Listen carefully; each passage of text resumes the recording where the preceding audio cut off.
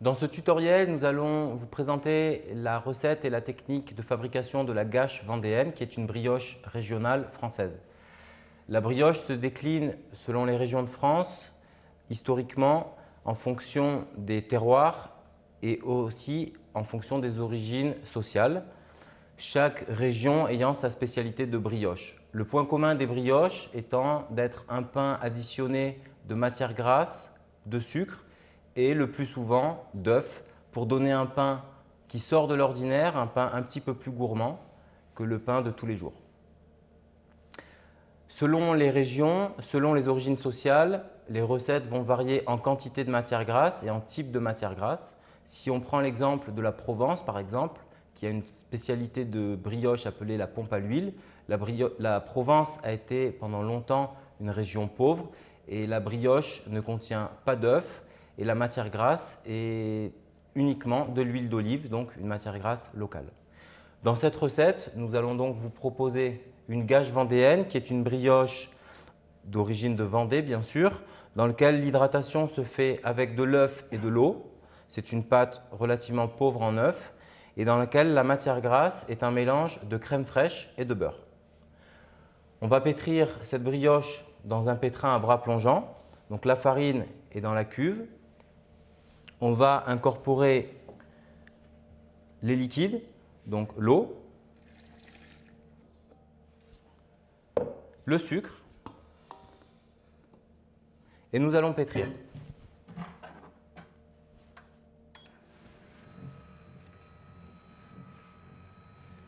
Dès que le phrasage sera fait, on rajoutera la levure, puis en cours de pétrissage, on rajoutera le sel et les matières grasses.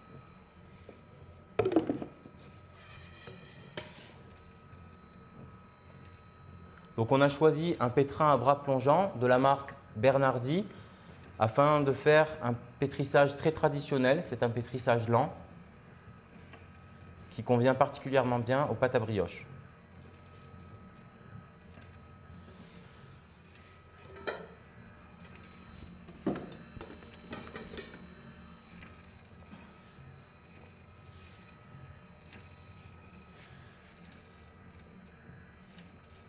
Après quelques minutes de pétrissage, de phrasage plus exactement, la pâte est agglomérée, on va pouvoir incorporer la levure.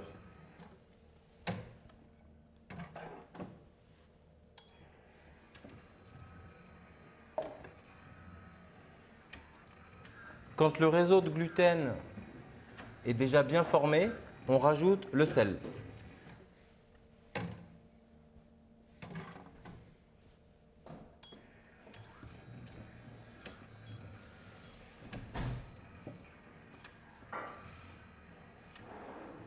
Ensuite, on augmentera l'hydratation de la pâte avec la crème et on finira le pétrissage en incorporant le beurre.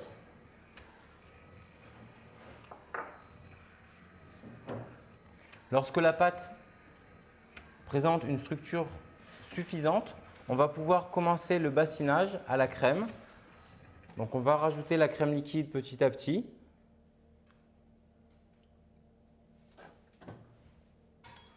Et on va la laisser rentrer dans la pâte. Lorsque la crème sera intégrée, on continuera à intégrer le reste petit à petit.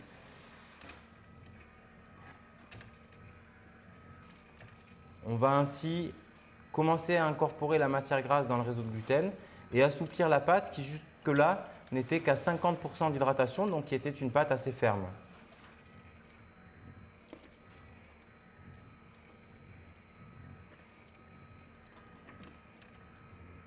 Si le réseau est correct, la crème rentre assez rapidement.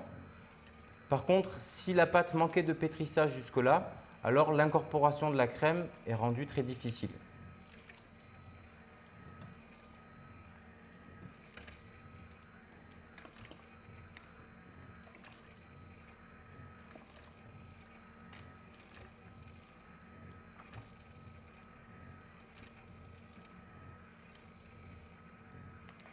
Voilà, on va pouvoir continuer légèrement le bassinage. Donc le bassinage peut se faire en 3 ou 4 fois, toujours en vitesse lente.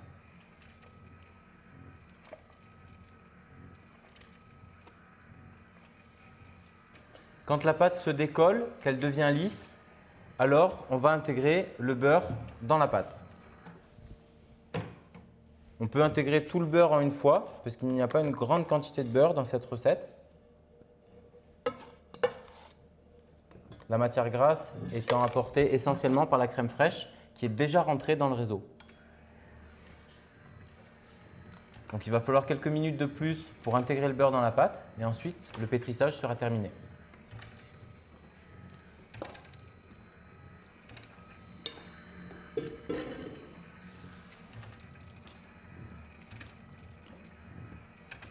Quand le beurre a fini de rentrer dans la pâte, on arrête la machine, on va sortir la cuve et on va laisser la pâte au repos pendant quelques minutes, environ 5 minutes.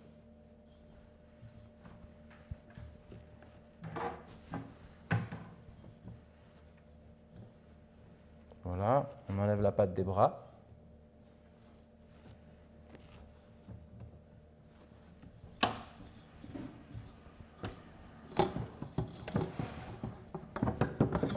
On enlève la cuve et on va laisser la pâte se reposer quelques minutes en cuve.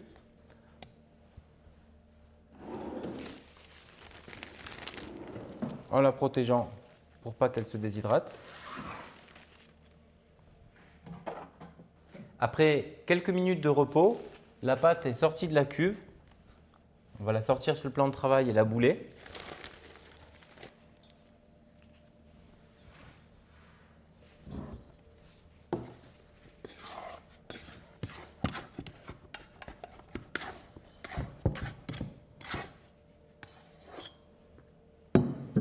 Voilà. On peut contrôler sa température. À ce stade, la pâte ne doit pas excéder 25 degrés. Donc là, on a une pâte à 24,5 degrés, donc c'est bien.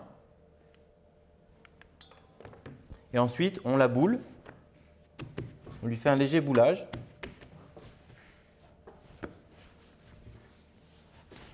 Avant de la mettre en fermentation.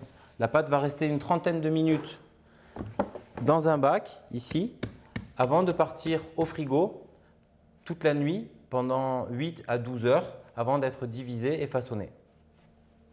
Voilà la pâte, donc en fin de pétrissage, en début de fermentation. Après une période de fermentation, nous allons maintenant diviser la gâche vendéenne en pâtons. Nous allons faire des brins avec ces pâtons pour tresser la brioche.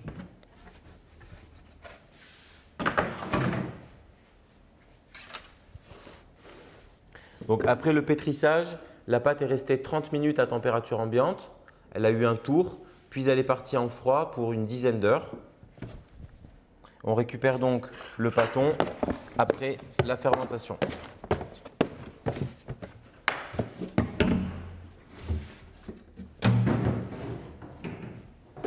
Voilà, on a donc une pâte qui est froide, qui a bien fermenté. On va la dégazer. Puis on va la couper en pâtons. On fait des pâtons de 380 grammes.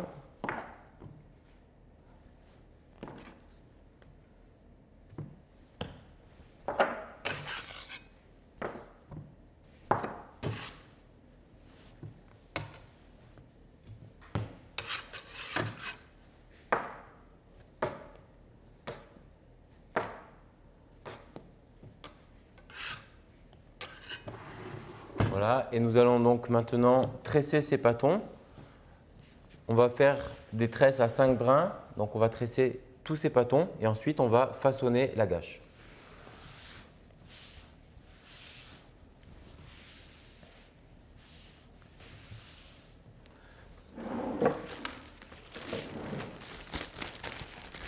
On couvre les pâtons pour pas qu'ils croûtent, ici.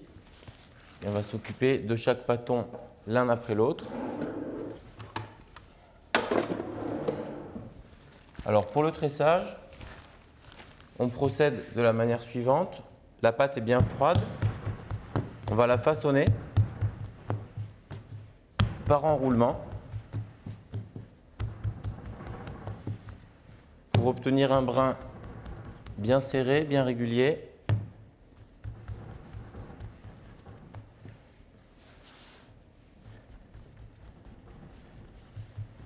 Ainsi. Ensuite, on va allonger ce brin pour le rendre régulier. Et c'est une opération qu'on va faire en plusieurs fois pour laisser un petit peu de détente sur chaque patron. Donc une fois que le brin a cette forme-là, ici, on va le laisser détendre quelques minutes, ici, avant de le reprendre. On fait ça sur tous les brins.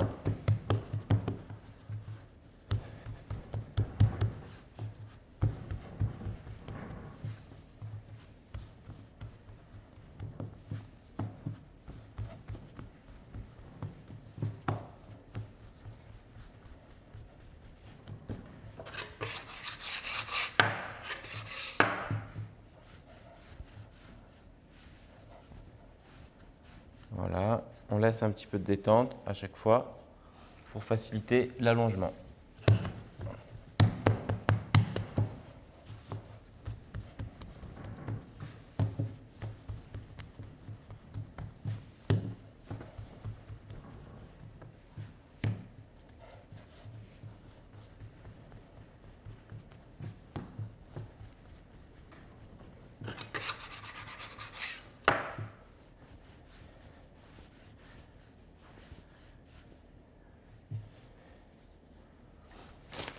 Voilà, donc on part d'un brin régulier en rectangle, on le façonne par enroulement.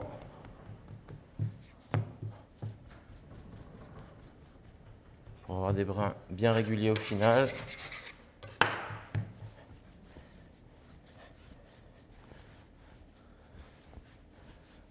Voilà, quand le brin est bien régulier, on peut distinguer ici la soudure. Ici, on voit la ligne de soudure sur tout le long du brin.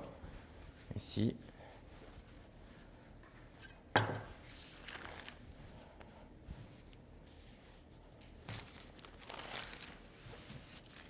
Alors, après cette phase de premier allongement, on va finir les brins. On va les reprendre chacun à leur tour pour leur donner leur taille définitive et bien assurer les finitions de chaque brin.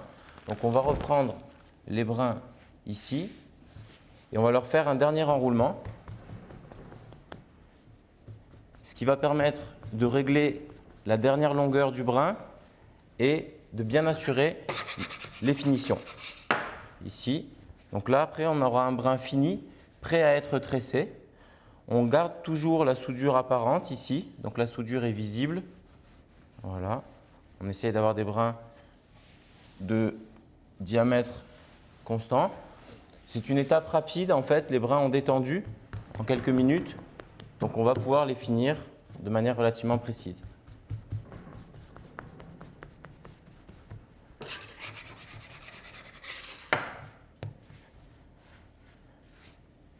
Voilà, les brins doivent avoir tous la même taille pour faire une tresse régulière.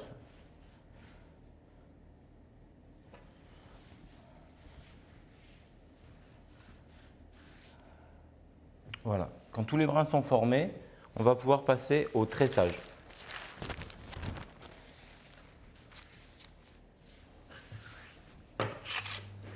Donc le tressage de la gâche vendéenne, on part avec 3 brins d'un côté et 2 brins de l'autre et on va mener en parallèle 2 tressages à 3 brins. Donc on commence le tressage à 3 brins de ce côté, puis on poursuit avec le tressage à 3 brins de ce côté. Toujours pareil, on passe sous le brin, ici, et de ce côté également, on passe sous le brin. Donc à chaque fois, on reconstitue de part et d'autre une tresse à 3 brins en passant systématiquement sous le brin. Ici sous le brin, ici sous le brin. Le tressage est donc un tressage régulier des deux côtés, l'équivalent donc d'une double tresse à 3 brins. Pour bien finir la tresse, on va tresser ici le plus loin possible. Voilà. Ensuite, les brins sont réunis. On va les pointer ici pour les coller les uns avec les autres. Et pour finir le tressage devant nous, on va retourner l'ensemble du pâton, comme ceci. Voilà. Et reprendre le tressage comme on l'avait arrêté. 3 brins d'un côté, 2 brins de l'autre.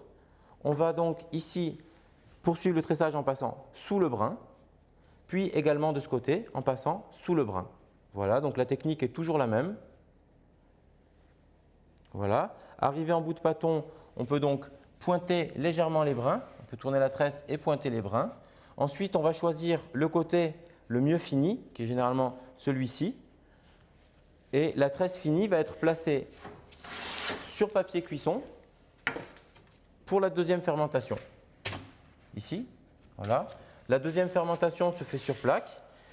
Et on aura donc ensuite une étape de cuisson, de dorure bien sûr, puis de cuisson d'ici 1h30. Lorsque la gâche est levée, avant l'enfournement, nous allons la dorer à l'œuf. Donc la dorure est constituée d'œufs entiers que l'on liquéfie par battage avec un tout petit peu de sel. Ensuite, au pinceau, on va appliquer une fine couche de dorure sur toute la surface de la brioche, de manière régulière, sans excès.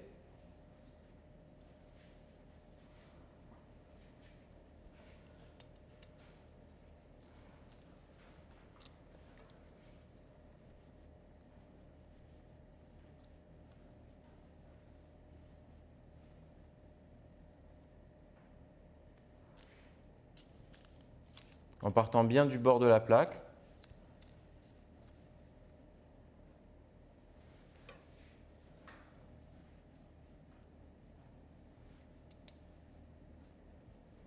Ensuite, il est possible d'appliquer à la surface des brioches différentes finitions. Une des plus classiques étant le sucre, soit du sucre semoule, comme nous allons le faire ici, soit des sucres grains plus gros, en grains blancs. Nous avons choisi donc ici de faire une finition en sucre semoule. On va donc saupoudrer la surface de la brioche avec un sucre semoule qui va donner une couleur un petit peu plus caramélisée et un croustillant sur le produit fini. Sans excès, une petite couche fine suffit. Voici. Donc on aura deux types de finition sur cette gâche vendéenne. Maintenant, allons au four.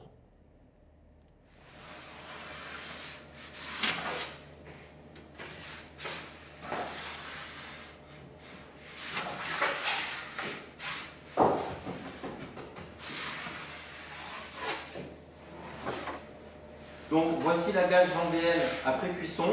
C'est une tresse à 5 brins, mais c'est une tresse plate. Contrairement à d'autres tresses qui peuvent être des tresses en relief, c'est une tresse plate. On va regarder sa texture interne.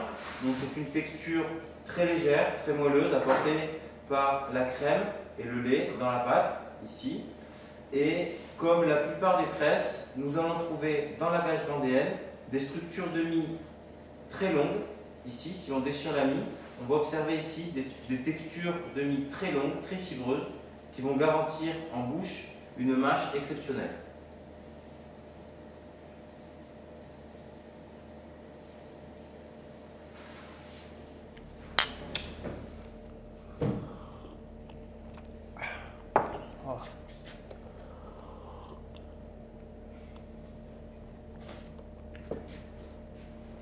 Oh, c'est bon. Magnifique.